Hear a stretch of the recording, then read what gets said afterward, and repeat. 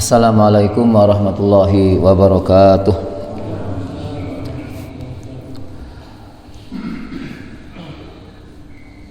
Bapak Ibu yarhamukumullah. Kita lanjutkan pagi ini kajian kitab Riyadhus Shalihin sampai bab kasratu turukil khair, pintu-pintu kebaikan, sampai hadis nomor 11.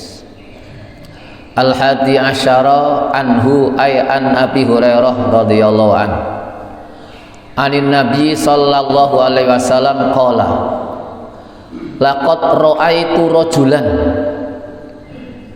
yataqallabu fil jannah fi syajaratin qata'aha min dhahri tariq kanat tu'dhi al muslimin, rawahu Muslim. Wa fi riwayatin marra rajulun bi husni syajarah ala dhahri tariq faqala wallahi la tuhabna hadza 'anil muslimin la yu'dihim fa udkhilal jannah. Wa fi riwayatin lahuma bainama rajulun yamshi bi tariqin wajada husna syaukah ala tariq fa akharahu fa syakarallahu lahu fa ghafara lahu.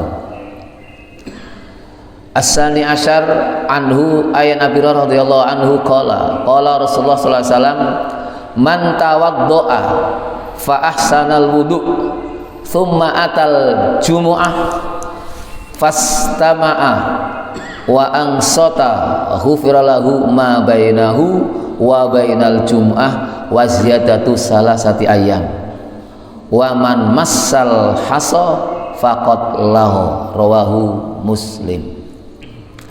As-salis asyar anhu ay an Abi Hurairah radhiyallahu anhu anna Rasulullah sallallahu alaihi wasallam qala idza tawadda al abdul muslim awil mu'min fa ghasala wajhah kharaja min wajhihi kullu khati'ah nadhara ilaiha bi ainaihi ma'al ma aw ma'a akhiri qatril ma fa idza ghasala yadayhi kharaja min yadayhi kullu khati'ah kana batoshatha yadahu ma'al ma aw ma'a akhiri qatril ma fa idza ghasala rijlaihi kharajat kullu khati'ah massatha rijlahu ma'al ma' aw ma'ahiri qatril ma' hatta yakhruja naqiyan minadh-dhunub, rawahu Muslim. Bapak Ibu rahimakumullah, hadis yang nomor 11 dari Abi Hurairah, rawinya Muslim. Rasul bersabda, aku melihat seseorang bersenang-senang di surga. Pahala masuk surga orang itu hanya perbuatan yang remeh.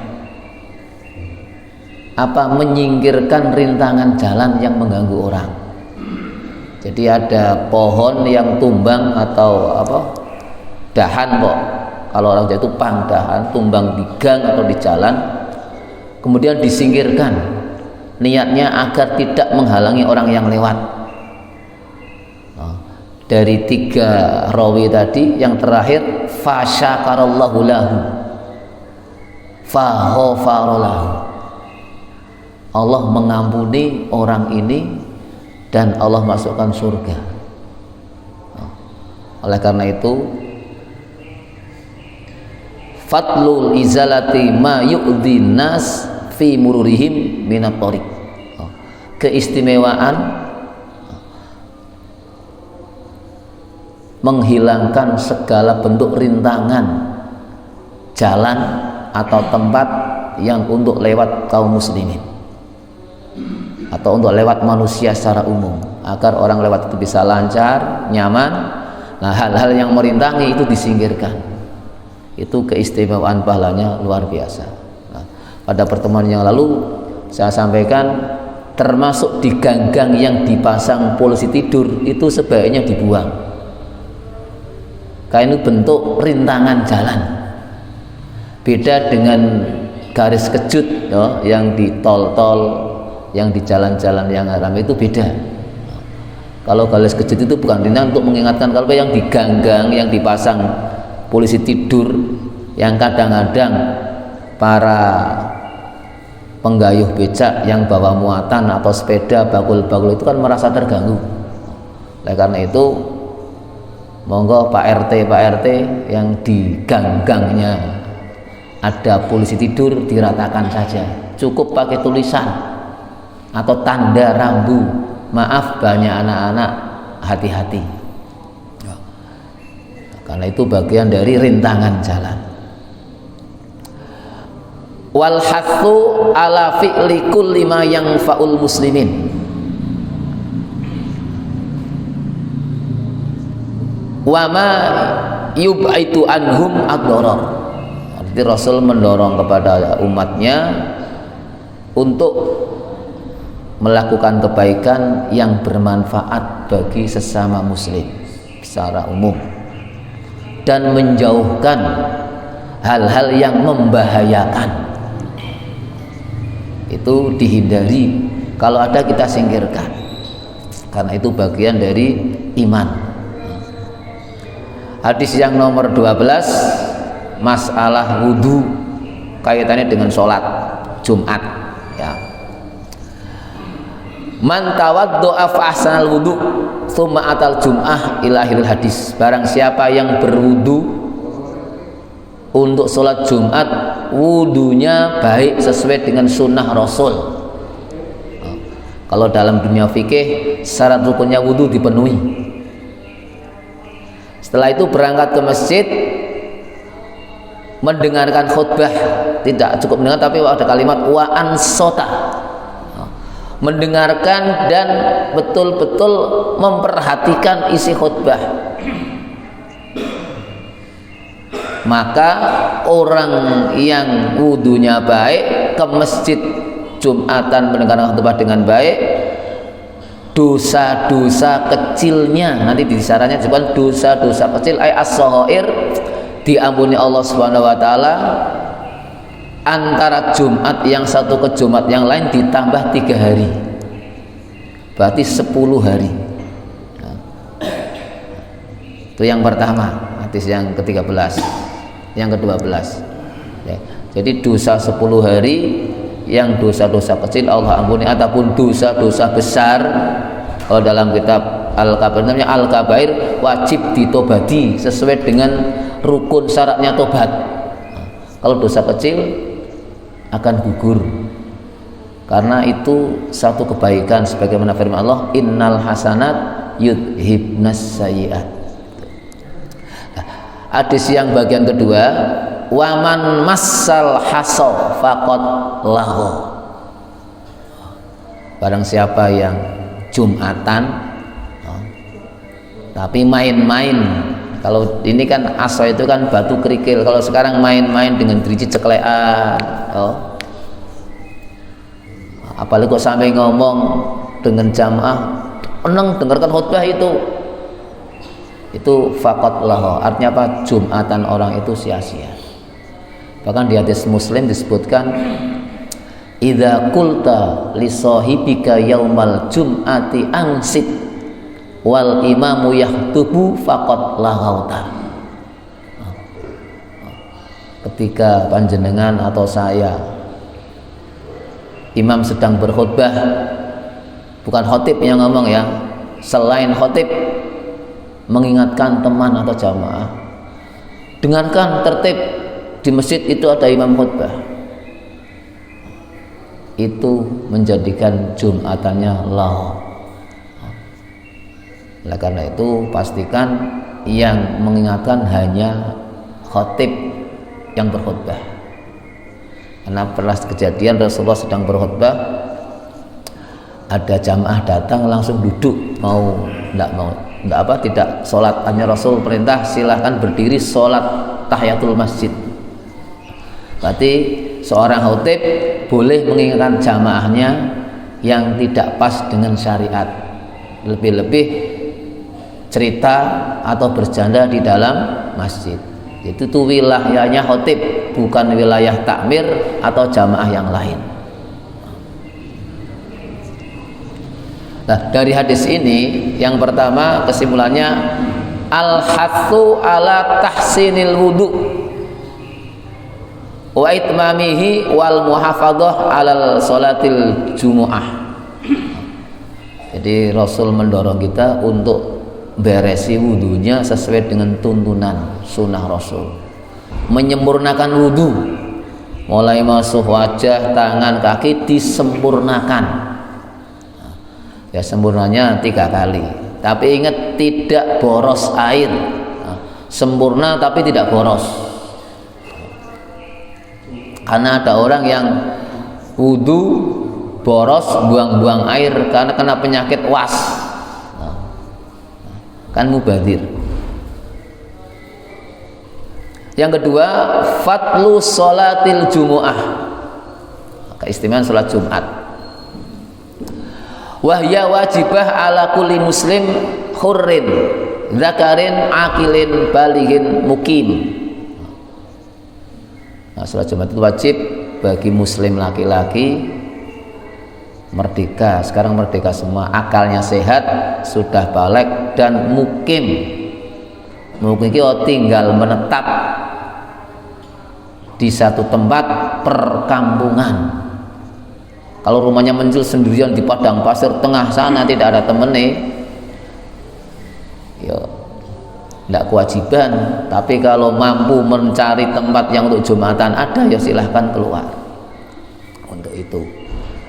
Kalau dalam fikih Imam Syafi'i, mukim itu minimal punya niat mau netap 4 hari. Jadi saya misalnya mau ke Surabaya, niat dari rumah saya mau di sana seminggu seminggu, sampai sana hari Kamis sore, malam Jumat, maka Jumatnya wajib Jumatan, karena niat mau di sana lebih dari 4 hari. Kalau hanya niat di sana paling 2 hari, sampai sana hari Jumat, maka tidak wajib Jumatan. Kalau Jumatan sah, tidak apa-apa, tidak wajib, tapi Jumatannya sah, menggugurkan sholat duhur. Kalau musafir tidak wajib Jumatan, tapi Jumatannya kalau dikerjakan hukumnya sah. Itu musafir.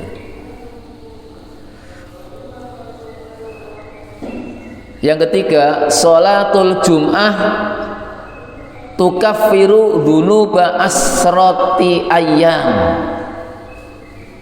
li'anal hasanah bi asroti amsaliha wa dzunub allati tukaffiru hiya as-saghair. Salat Jumat itu menghapus dosa-dosa kecil selama 10 hari. Karena banyak hadis keterangan satu kebaikan dilipatkan dengan 10 kebaikan. Dosa-dosa kecil, ya, itu salat Jumat istimewa. Yang terakhir, wujubul insat li khutbatil Jum'ah wa adamit tasyahul anha bi syai'in minal kalam wa ghairihi. Wajib mendengarkan khutbah dengan seksama. Jadi insot itu di atasnya istima, ngrungokke tenanan karo ngematke. Nek cara Jawa niki menengklengke kepala ngematke. Tapi ora niat Pak ngantuk. Niatnya kok Pak mangkat Jumat kasih kok Pak ngantuk bae ning masjid dah gitu, kok lain lagi. Jadi niatnya betul-betul mau menghayati isinya khutbah. Ternyata kok kliwat ngantuk, ya tidak masalah, wong ngantuk itu bagian dari nikmat. Tapi usahakan ketika hari Jumat itu paginya istirahat, nanti mandi jam berapa, ketika berangkat Jumat itu sampai masjid itu seger, tidak ngantuk. Nah, kalau besok sibuk, jam 11:30 nembe liren kerja, terus mandi Jumatan tekan masjid pasti ngantuk. awak kesel kok dimandiin rasanya kan malah tambah ngantuk. Tuh sunah Jumat mandi wajib insot. Yang kedua, yang terakhir yang kedua, wa adamu tasahul anha, tidak boleh dilarang melakukan kesibukan selain mendengarkan. Sehingga tadi disebutkan main-main termasuk bicara itu dilarang ketika khotib sudah mulai khutbah. Kalau belum mulai boleh. Mulai biasanya sebelum khutbah mulai, takmir masjid ada yang berdiri menyampaikan informasi kepada para jamaah untuk mengisi sop. Adik-adik dimohon untuk tertib. Tujuannya ketika khutbah mulai tertib. Dan hadis nomor 13 masih dari Abu Hurairah, masih keistimewaan wudu. Ini lebih rinci lagi. Nomor 1, idza tawaddu'al abdul muslim awil mu'min, i'asak minar rawi awil muslim awil mu'min, sama. Fa ghasala wajhahu kharaja min wajhihi kullu khati'ah nadhara ilaiha bi ainai ma'al ma'al ma'hiqatil ma'. Orang wudu pertama kan membasuh wajah. Nah, pada saat membasuh wajah ini, maka dosa-dosa, kesalahan-kesalahan yang dikerjakan oleh wajah sebutkan sini adalah mata. Nah, yang banyak maksiat itu kan dari mata awalnya. Terjadi kemaksiatan di mana-mana itu awalnya karena mata. Sedikit orang yang buta melakukan kemaksiatan, sedikit. Kebanyakan orang yang melihat. Nah, dosa-dosa yang dikerjakan orang mata itu akan rontok bersama tetesnya air ketika membasuh wajah. Nah, otomatis juga dosa-dosa kecil, bukan dosa besar. Terus yang kedua, ketika membasuh tangan, sama. Setiap dosa yang dikerjakan oleh kedua tangan akan rontok bersama tetesan air. Terus yang ketiga, ketika membasuh kaki, dosa-dosa yang dikerjakan oleh kaki melangkah ke tempat maksiat, maka akan rontok. Sehingga akhirnya yakhruja naqiyan minadz-dzunub, rawahu Muslim. Orang yang wudunya sempurna, dosa-dosanya rontok bersih, celing. Afadal hadis fadlul wudu, keistimewaan wudu. Wa annal muwadzabah alaihi wasilatun lin liqa'i minadz-dzunub. Membiasakan wudu dengan baik dan sempurna sebagai wasilah, media, sarana untuk membersihkan dosa-dosa. Wa hadza fadlun minallahi azza wa jalla. Ini anugerah dari Allah. Keistimewaan orang yang sholat diawali dengan ambil air wudu. Ar-Rabi asyar anhu ay an Abi Hurairah radhiyallahu anhu an Rasulillah sallallahu alaihi wasallam qala as-shalawatul khamsu wal jumu'atu ilal jumu'ah wa ramadhanu ila ramadhan mukaffirat lima bainahunna idzat tunibatil kabair, rawahu Muslim. Ini juga keistimewaan sholat Jumat, keistimewaan sholat 5 waktu, keistimewaan puasa Ramadan. Sholat 5 waktu yang kita kerjakan, duhur, asar, maghrib, isya, subuh, dari Jumat ke Jumat, Jumat kemarin, Jumat depan, terus Jumat Ramadan ke bulan Ramadan berikutnya, itu semuanya menghapuskan dosa-dosa. Dengan catatan selama dosa-dosa besarnya ditinggal. Jadi kalau dosa-dosa besar ditinggal, otomatis orang yang rajin sholat, rajin Jumatan, puasa Ramadannya beres, dosa-dosa kecilnya gugur dengan sendirinya. Innal hasanat yudhibnas sayyi'at. Di hadis yang lain disebutkan, Rasul sampaikan, kalau di depan rumahmu ada sungai, airnya jernih, kemudian kamu sehari semalam mandi 5 kali, apakah masih tersisa kotoran di tubuhmu? Tentu ini namanya istifham ingkari, pertanyaan tidak perlu dijawab. Ya resik, wong atus ping 5 sedina. Kita paling sedina kan 2 kali, pagi sama sore, apalagi musim dingin seperti ini. Kadang-kadang sekali, apalagi anak-anak, bapak ibu yang anaknya di rumah kadang-kadang karena sekolahnya daring, cok mandinya terlantar ini. Monggo pastikan tetap seperti biasa, ajak istiqomah pagi sebelum sekolah mandi, ya mandi sekarang. Kan itu bagian dari ibadah. An-nadhafatu minal iman. Bahasa hadisnya at-tahuru satrul iman. Nah, istilah an-nadhafatu minal iman itu adalah ijtihad ulama. Redaksi hadisnya at-tahuru satrul iman di hadis arba'in nomor 26. Itu at-tahur. Afadal hadis annal qiyam bihadhil wajibat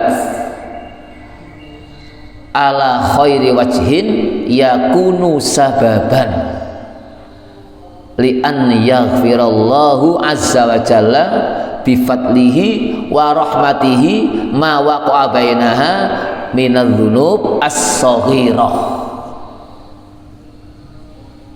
Itu. Fa idza lam yaqa minal mukallaf dzanbun kabir lam yakun alaihi syai'. Jadi mampu melaksanakan kewajiban sholat 5 waktu dengan baik sesuai sunnah Rasul, Jumatan, Ramadan dengan baik, maka itu menjadi sabab wasilah diampuni dosa-dosanya oleh Allah Subhanahu wa ta'ala. Karena rahmat Allah itulah Allah ampuni. Dengan catatan, ditegaskan lagi, dosa-dosa kecil. Adapun dosa besar tetap harus ditaubati dengan taubatan nasuha. Itu taubatan nasuha di bab 3 sudah disebut bab taubah. Nomor 1 syarat tobat meninggalkan maksiat. Nomor 2 menyesal. 3 azam dengan kuat tidak akan mengulangi lagi. Itu hak Allah. Kalau hakul adami tambah siji, minta maaf kepada yang bersangkutan atau minta dihalalkan kalau itu makanan atau barang. Nah, kalau empat-empatnya terpenuhi hakul adami, baru tobatnya Allah terima. Kalau belum terpenuhi, tidak Allah terima.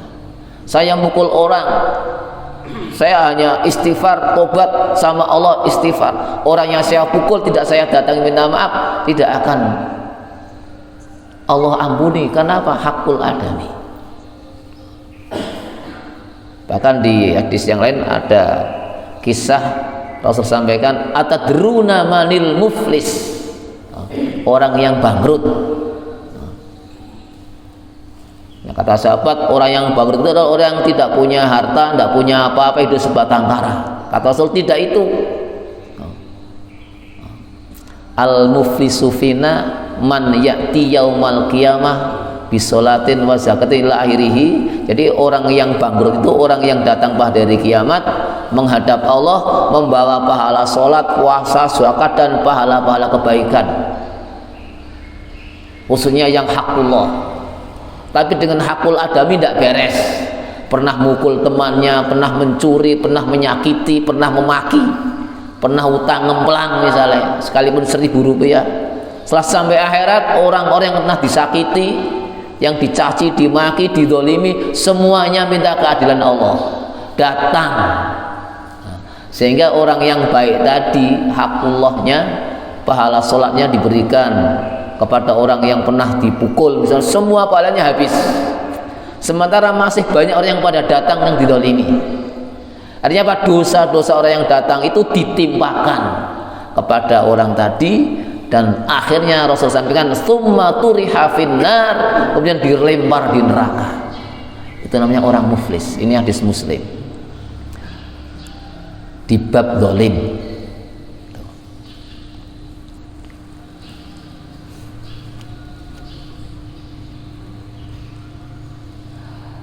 Wa illam waqa dzanbun kabir wa sahair yu'akhidhu 'alal kabirah faqat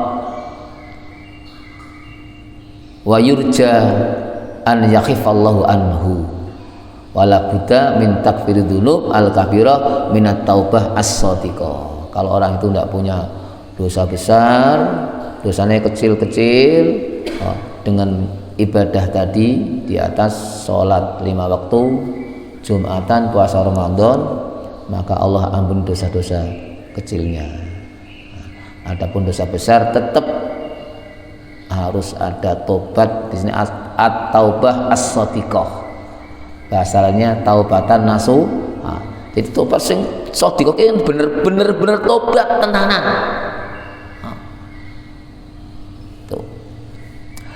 Al-khamis asyar anhu qala Rasulullah sallallahu alaihi wasallam, ala adullukum ala ma yamhullahu bil khataya wa yarfa'u bihi darajat. Qalu bala ya Rasulullah. Qala isbahul wudu alal makarih wa qasratul khuta ilal masajid wa intidarus shalah ba'das shalah fadzalikumur ribat. Rawahu Muslim. Jadi kalau ribat hari ini tidak ribat seperti zaman Nabi. Kalau ribat zaman Nabi itu tetap tegar menghadapi musuh di medan perang, tidak mundur. Nah, kalau ribat hari ini disebutkan di hadis ini ada 3. Yang dia dengan kata Rasulullah, maukah kamu wahai para sahabat, aku beri petunjuk yang apabila kamu kerjakan maka Allah akan mengampuni kesalahan-kesalahanmu. Jawabannya bala. Bala itu sama dengan na'am tapi lebih halus, cara Jawa ini nggih, siap. Rasul katakan yang pertama isbahul wudu alal makari, menyempurnakan wudu di musim dingin. Nek musim dingin ini atis paling 20 derajat Celcius, 20. Saya kemarin lihat paling 26. Kalau dinginnya di sana beda lagi. Kalau Medina itu Januari sampai 9 derajat. Nek Mekah Januari 20 sampai 24, beda. Itu emang atis. Nah itu wudunya tetap sempurna. Tetap. Itu bisa menggugurkan dosa-dosa. Terus yang kedua, wa kasratul khuta ilal masajid, langkah-langkah kaki menuju masjid. Kalau melihat redaksi kasratul khuta berarti jarak rumah dan masjidnya jauh. Jadi jauh jarak rumah dan masjidnya. Nah, semakin jauh masjidnya, semakin banyak dosa-dosa yang Allah ampuni dan Allah angkat derajatnya. Kan di hadis yang lain ketika orang keluar rumah mau ke masjid, kaki melangkah, kalau kaki jelek ke bawah dosanya ambrol, prol, kaya wit-witan kuning godongnya dirok ambrol. Ketika kaki diangkat, Allah angkat derajatnya. Berapa langkah kaki dari rumah ke masjid luar biasa. Kecuali itu dalam hadis Imam Abu Dawud tersebut bersabda yang pernah saya sampaikan di pertemuan yang lalu, man kharaja min baitihi mutatahiran li ada'i sholatin maktubah fa'adruka hajil muhrim. Barang siapa yang keluar rumah buka pintu sudah berwudu, jadi wudunya di rumah, untuk menghadiri salat berjamaah zuhur atau asar atau maghrib di masjid atau musala, maka keluarnya itu sudah mendapatkan pahala haji 1 kali, haji mabrur. Itu keistimewaan orang menuju masjid untuk sholat. Ketika masuk masjid, malaikat mendoakan 3 doa. Allahumma ighfir lahu, Allahumma arhamhu, Allahumma tub alaihi. Allahumma tub alaihi. Ya Allah, ampuni orang ini. Ya Allah, beri rahmat orang ini. Rahmat itu isinya kedamaian, ketenteraman, kesejahteraan, ketenangan, kenyamanan, keamanan. 6. Itu rahmat. Jadi hidupnya disejahterakan oleh Allah, yang mendoakan malaikat. Dan yang ketiga, ya Allah, terimalah tobat orang ini sampai orang itu keluar dari masjid atau wudunya batal. Sehingga sekarang jenengan di masjid, usahakan kalau wudunya batal, wudu lagi keluar, masuk lagi duduk.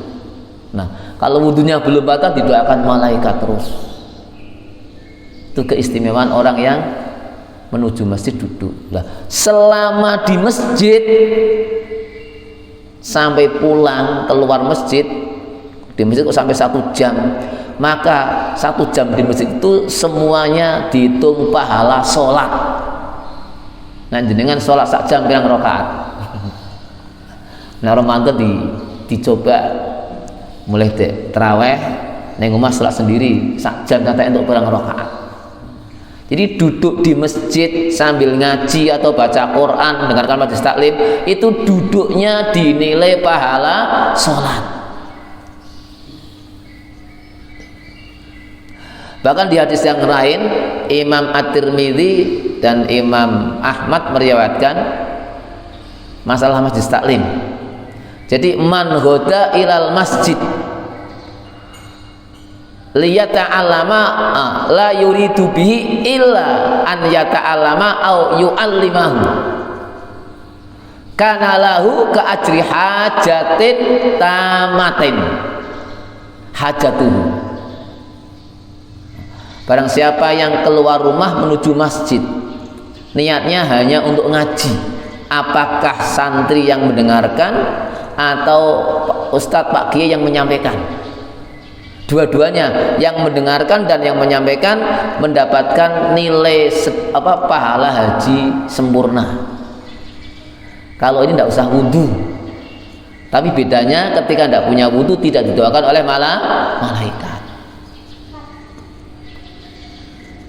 Sesuai dengan babnya kan, kasratu turukil khair. Jadi jalan pintu kebaikan itu banyak, tinggal kita mau mengambil atau enggak. Makanya kalau kita lihat surat Al-Isra, in ahsantum li anfusikum wa in asatum falaha. Kalau kamu mau berbuat baik, sekecil apapun kebaikan yang kamu lakukan, maka manfaatnya untuk kamu sendiri, bukan untuk Allah, untuk kamu. Laha ma kasabat.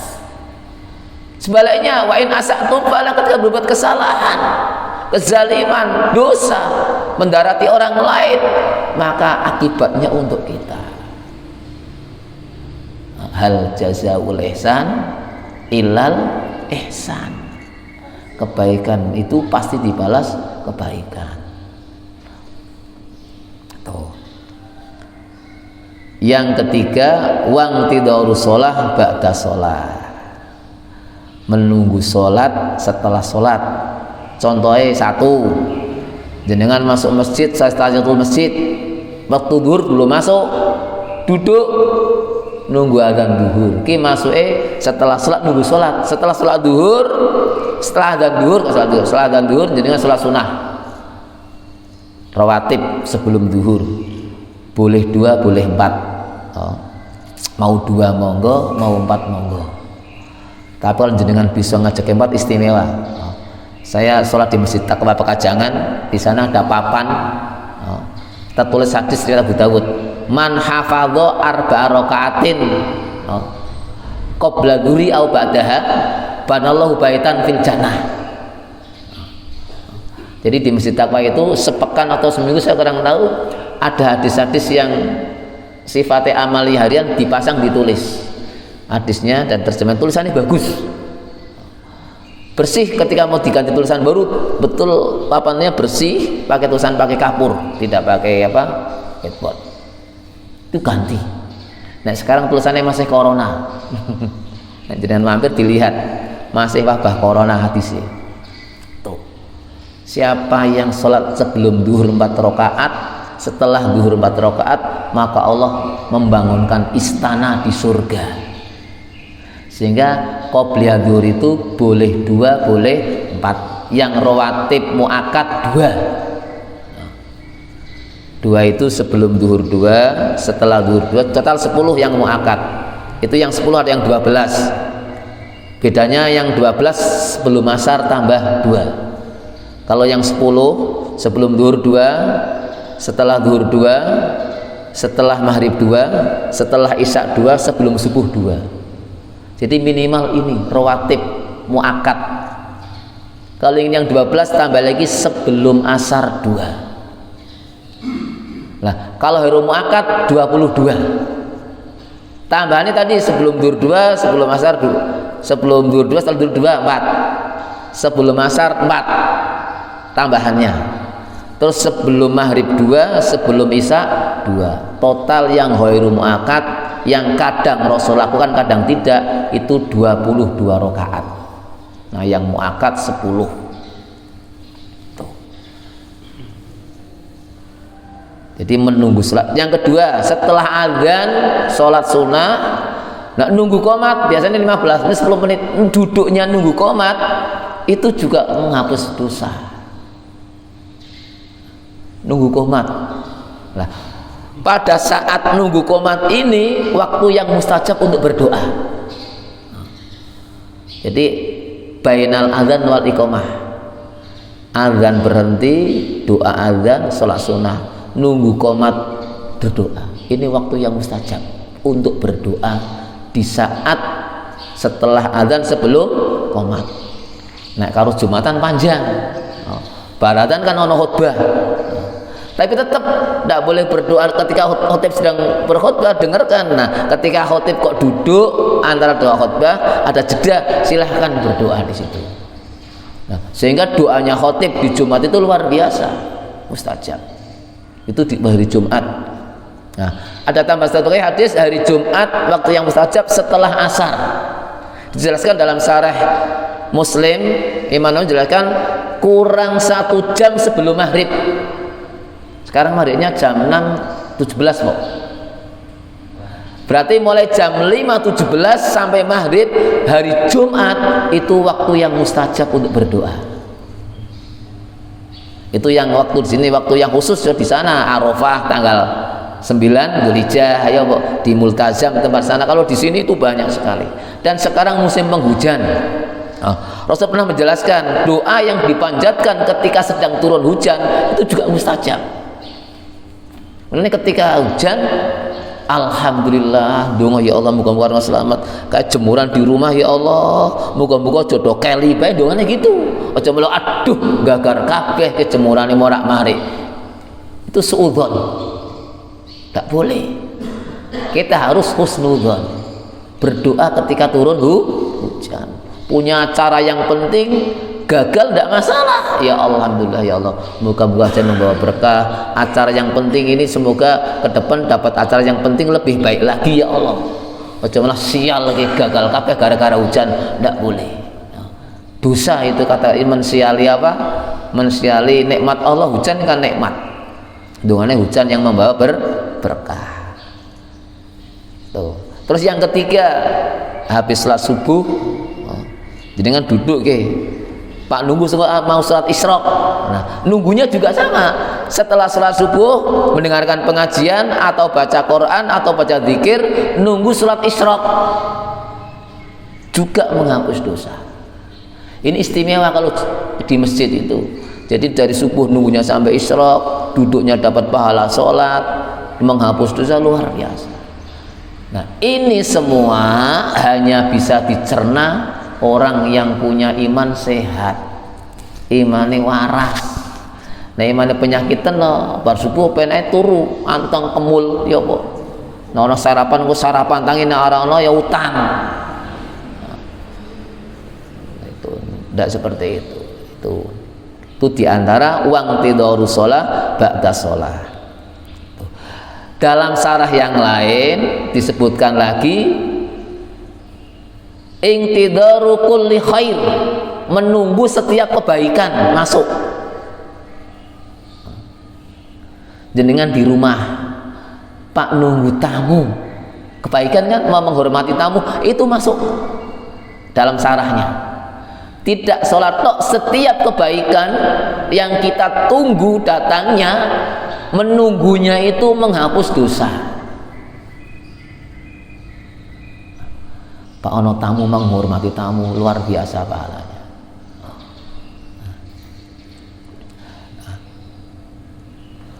Terakhir sebagai penutup, hadis nomor 16, hadisnya pendek. An Abi Musa al-Asy'ari radhiyallahu anhu qala Rasulullah sallallahu alaihi wasallam, man shalla al-bardaini dakhalal jannah, muttafaqun alaih. Al-bardan huma as-subhu wal asru. Barang siapa yang sholat duhur, sholat subuh dan asar, dijamin masuk surga. Ini hadis muttafaqun alaih. Sehingga disebutkan di keistimewaannya afadal hadis fadlul muhafadzah ala sholatil fajri. Keistimewaan menjaga sholat fajar, yaitu subuh. Li'annaha takunu inda ladatin naum. Karena sholat ini datang waktunya saat-saat nikmatnya tidur. Kok bisa bangun gasik sholat subuh jamaah, luar biasa. Sedikit hari ini saudara-saudara kita yang muslim mampu melangkahkan ke masjid, lebih-lebih sholat subuh. Bisa dilihat masjid-masjid Jumatan bisa full, tapi subuh ono sing subuh jamaah kok Jumatan, nek ono wong luar Islam do nangis greget wedi karo Islam. Sehingga Hasan al-Basri itu mengatakan, kalau jamaah sholat subuh yang datang jumlahnya seperti sholat Idul Fitri, luar biasa. Langkah kan? Kecuali Mekah, Masjidil Haram. Nek waktu rame nek saiki ya sepi juga saya. Gitu. Wa sholatul asri li anaha takunu indastighal bititimatihil a'malin nahar. Nah, sholat asar ki sibuk, kerjaan durung rampung, ning tengah-tengah si tanggung adzan. Priye iki? Nah, ini biasanya banyak yang orang terlena subuh karo asar. Fal muhafid ala ghairihima min babil aula. Kalau subuh dan asarnya sudah bisa dijaga dengan baik, sholat yang lain lebih gampang, enteng. Subuh jamaah zuhur enteng, maghrib enteng maneng. Ya, demikian Bapak Ibu rahimakumullah, kita sampai hadis nomor 16. Semoga yang kita sampaikan pada pagi hari ini menjadi ilmu yang bermanfaat. Saya tutup dengan satu pesan, tanda ilmu yang manfaat. Min alamati naf'il ilmi apa? Yazidu fi khaufika minallah. Yazidu fi khaufika minallah. Setelah ngaji, paham, ngerti, orang itu semakin takut kepada Allah, semakin rajin ibadah, semakin semangat beramal baik. Itu tandanya ilmunya manfaat. Di awal kita berdoa, Allahumma rzuqna ilman nafi'an wa fahman wasi'a. Semoga Allah kabulkan doa ini dan kita termasuk hamba-hamba Allah Ta'ala yang min ahlil khair, ahlil hayat. Allah beri titel husnul khatimah. Amin Allahumma amin. Subhanakallahumma wa bihamdika asyhadu an la ilaha illa anta astaghfiruka wa atubu ilaik. Akhirul kalam, wassalamualaikum warahmatullahi wabarakatuh.